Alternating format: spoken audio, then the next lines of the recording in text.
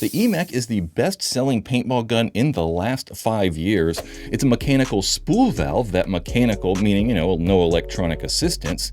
And then that spool valve style is something we've really only historically seen in the higher end guns. But because of that spool valve bolt, it really kind of shoots like some of these $1,700 guns. I mean, it really does. It really shoots extremely well. That's why it's been so popular these last 5 years. It makes a fantastic starter paintball gun, or even, hell, I use the thing most of the time I play paintball. Its gamma core bolt system only works at 135 psi, making it super quiet and have minimal kick. It's extremely reliable, it's lightweight, has a very nice clamping feed neck, so removing your hopper is quick and easy. It's fantastic. There's only a few things I don't like about the EMEC though. They don't have a quick release bolt, the trigger is not adjustable, there's no on-off air source adapter, so taking your tank off isn't as easy, and the barrel is pretty bad. It's a 10-inch barrel and has almost no porting. It's pretty awful. The shortness and that lack of porting makes it really hard to aim, and then also really loud.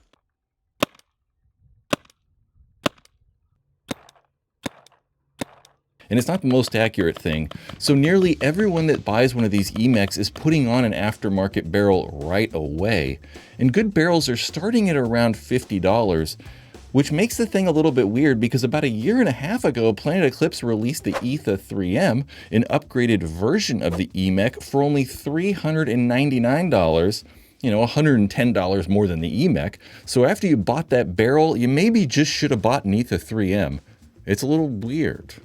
The ETHA 3 gets rid of all the stuff that I don't like about the EMEC. It comes with a quick release bolt, so removing that bolt system to do maintenance or clean stuff is just a lot easier.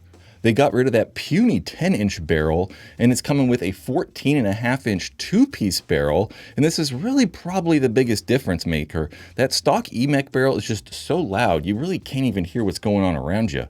The ETHA 3 has a more adjustable trigger. It's allowing you to adjust the post-travel, which really just helps you take full advantage of the FL3 valve. You can make that trigger pull much shorter, allowing you to have a much higher rate of fire. The stock ETHA 3M trigger, though, isn't the most adjustable trigger, though. There are quite a few aftermarket triggers that are far more adjustable. I actually did a video on the EMEC where I took a bunch of aftermarket parts and made like a super EMEC. We talked a lot about triggers in that video. I'll put a link in the description if you want to learn more about triggers. It comes with an aluminum feed neck, which just feels a lot nicer than the nylon version that comes on the EMEC. And you do get a pops on and off, and this just thing allows you to remove your air tank much easier.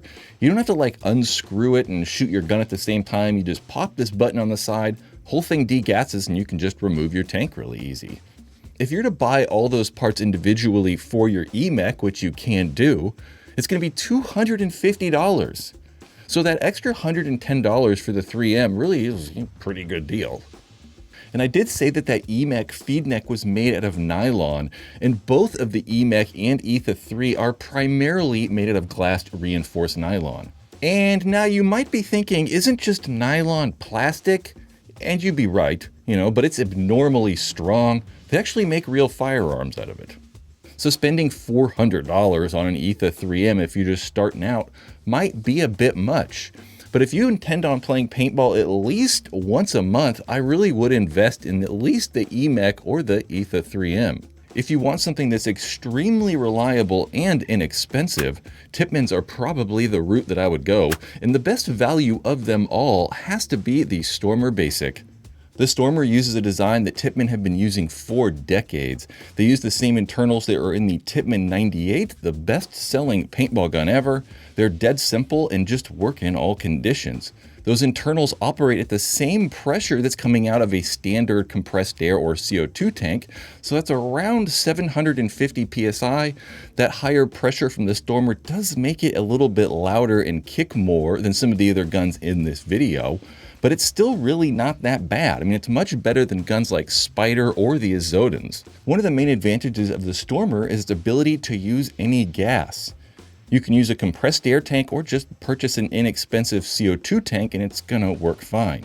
The Stormer is a perfect option for someone that's playing once or a few times a year that just doesn't want to rent equipment. If you're going to play more than that, definitely these next options are better. The Mini GS is one of the best-selling electronic paintball guns ever. It has an aluminum body and trigger frame. That feed neck is nylon though. It's not a spool valve like the ETHA 3M, but still operates at 200 psi. It's very quiet, easy on paint, and it shoots just as well as those higher-end guns. Its simple bolt design makes it extremely reliable and easy to clean. The Mini GS has an on-off ASA, so just like that ETHA 3M, turning and shutting the air off and removing your tank is really easy. That clamping feed neck helps secure and keep your hopper in place. It has a very good and accurate two-piece barrel. And one of my favorite parts about the Mini GS and its bigger brother, the Axe 2.0, is that trigger. The trigger just feels very, very good and very satisfying.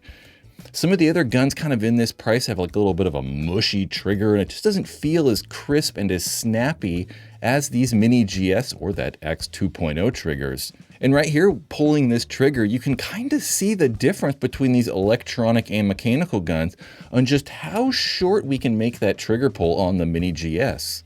The Mini GS gets its name because it's huge. No, I mean, it's mini. I mean, it's mini. It's small. And that small size really does make it good for smaller players. So if you're a kid or you just got small hands, the Mini's probably going to fit you well. At only $400, the Mini GS is a very good deal. But I think if it were me, I would be choosing the $550 ETHA 3. It's really just the electronic version of that ETHA 3M. No, but literally, it's the exact same gun. It's just not single trigger, it's just double trigger electronic now. You still get that amazing bolt system, the Gamma Core bolt system, an aluminum feed neck, that two-piece barrel, the same pops on off ASA, the very good ergonomics, it's just electronic now. Both the ETHA 3 and the Mini GS take a 9-volt battery in the foregrip. The ETHA 3's power button is on the side, and you can also find that LED indicator right there, whereas the Mini GS has the power button on the foregrip and also that LED. That LED just tells you battery life, it'll tell you what firing mode you're in, and a couple other important bits of information. I think the ETHA 3 is the best sub-$1,000 paintball gun. So even guns that are priced higher than this, I would probably still rather have the ETHA 3. I love the ergonomics, they're reliable, it shoots fantastic, they're simple, it's wonderful. All these guns I've made full reviews on. So if you want some more maybe in-depth information, I'll put links in the description to check those out. And if you want to know the most current up-to-date pricing, there'll also be links in the description as well. And then we're going to touch on mag-fed and pump guns for a little bit. Mag-fed guns are kind of what they sound like, magazine-fed paintball guns. So instead of using your hopper, they're magazine-fed. They can be electronic or mechanical, whereas the pump guns require you to manually recock the gun every time. Guns like the Tippmann Kronos, they're using extra air to recock it, but a pump gun, you have to manually pump the thing every time and recock the gun. In general, pump guns shoot really well and are extremely reliable. They're just very difficult to play with, and they're normally used by more experienced players. That rate of fire is low, so you can't just spray and pray at everything. You really have to kind of take your time and pick your shots. With a mechanical gun, if you see a guy running, you can get a couple shots off.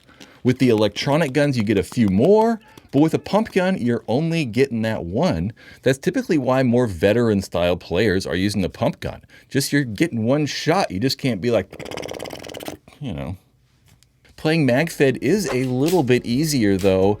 You're still limited by the amount of shots in your magazine, which is typically about 20, compared to, a basic hopper that's 200, but you can still squeeze off shots a little bit quicker than you can with those pump guns. I think the best value for a magazine-fed gun has to be the Tippmann TMC or the Stormer Elite. The TMC and the Stormer Elite are basically the same gun. They just look a little bit different. I think I like the look of the TMC a little bit more. It's also a little bit smaller, and they're both under $300. And the best magazine-fed gun out right now has to be the Planet Eclipse EMF 100, which is really just a magazine-fed version of the EMEC or the ETHA 3M.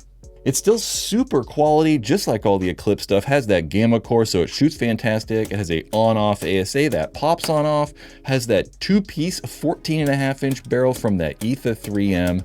But it's not as adjustable. It doesn't have the adjustable trigger, and removing the bolt is a little bit more tricky because, it's got this big body on it.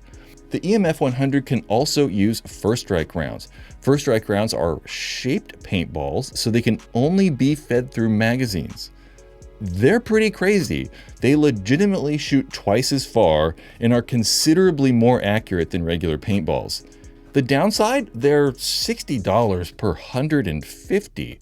That's 10 times the price of normal paintballs, and a lot of paintball fields aren't allowing them because there's just such an unfair advantage, and they leave the little thin, plastic things everywhere.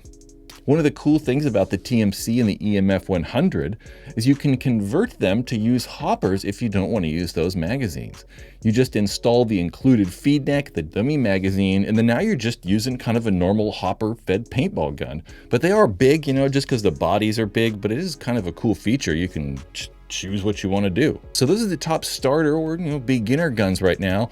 I'm really more of a Planet Eclipse showcase. They're just killing the game right now.